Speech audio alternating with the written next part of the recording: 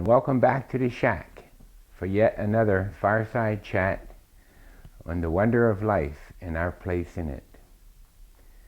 At this time of the year, we come to the confluence of two incredibly important events, historically and presently.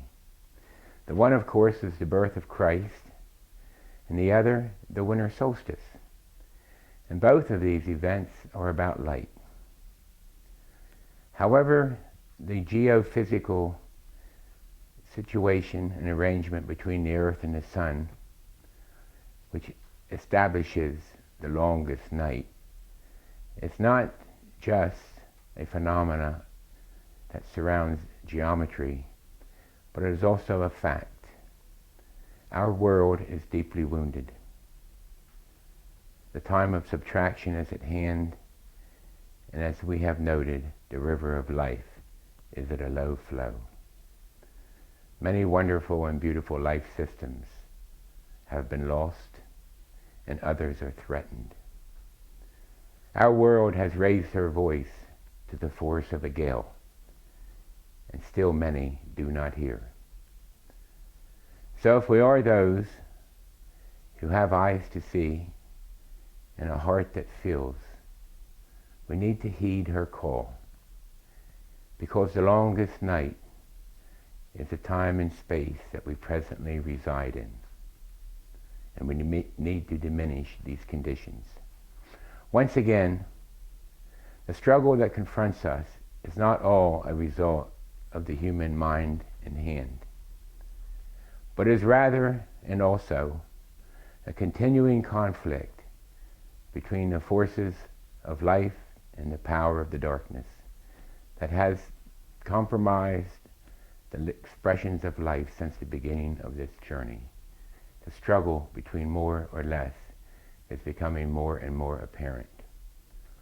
But friends, there is something that we can do about it. Through our hands, heart, and soul, we can add more life to the river. And this is what needs to be done. So again, remembering that once we identify where the ultimate of life lives within us, we can distribute it, encourage its expression in our greater world, so that the longest night becomes diminished sequentially and ultimately completely. When we look at who we are, it's important to remember, as most of you know, that most that hurts us lives within, and consequently, that which needs to be healed from within.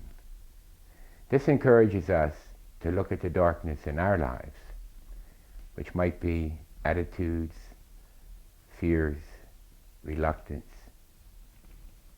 convictions that are no longer worthy of who we are. And to do this, we often must go in, loosen bricks and mortar from our very foundation, that foundation that we have long resided and rested upon. And no, it is not easy, but for those who will, life will more abundantly come to them. So we're going to take a second here and look at a little bit of a prop. Presently, so many of us live close to the source of our being, where that light that equals life, and in many ways we are happy and sometimes content with the extravaganza of living close to the center of our being, but not really entering our being, represented by this multicolored fabric. However, the work that we need to do, diminishing and these obstructing shadows from our life, which will allow more life, necessitates that we go in and do that work. You know, it's interesting, but in the longest night during the solstice celebration, how incredible and important it must have been to those ancients who were told once again that the day would lengthen. There would be yet another season and at least one more year. For they felt in their way that the sun was actually fleeing from the sky and leaving the earth behind. However, the fact is that it was just that the earth was between them and the sun, and as winter progressed, it was more and more between them and the sun. But it had never gone anywhere. It was always there. Such is true of the light of our life. Even though we do not connect with it directly as we should and could, it is there. So let's find it. Between many of our inner and outer beings, there's a shroud that is pretty difficult to see within. But still, life gives us her passions, her hearts, her lust, and her deep calling. And that is represented here as the hearts upon this dark veil. So even in the longest night, if we live, we have opportunity to feel. Removing some of those foundation stones allows us to come to less of a veil. Now we are really yearning and sensing. We may not feel and see the complete beauty of our inner being, but we know that it's there. And we're willing to pursue the work. And this becomes our introduction to our time of grace. And then ultimately, people, we see and we know that there is something that's been there that will grant to us the sustaining something of our personal lives. Now the life that we live begins to sparkle. There's more joy and satisfaction. There are stronger convictions and purpose.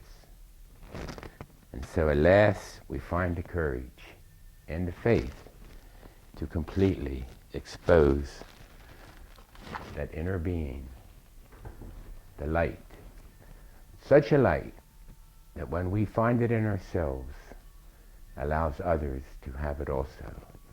So in a sense, we might say that we are then able to fire the wicks of others.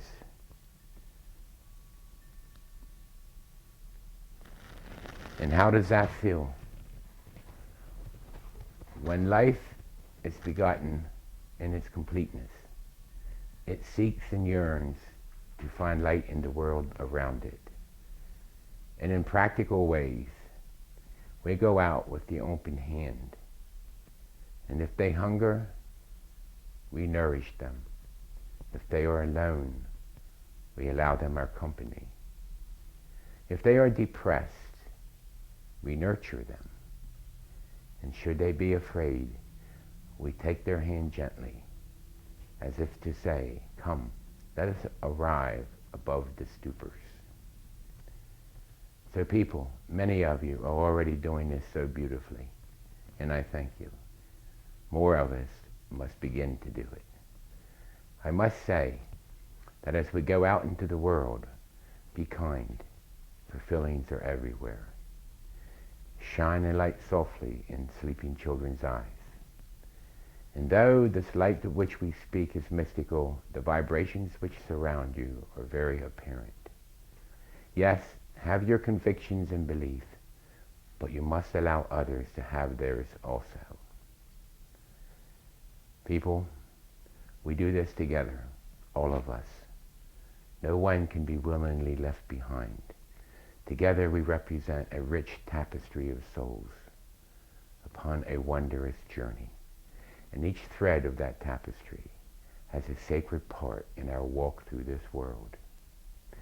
We do this for the time which is at hand, when the call will go out and from deep within us we will feel, and then the echoes will come so clearly. Behold, for they have risen. I thank you, and I hope these chats on this perspective of life is adding something under your tree.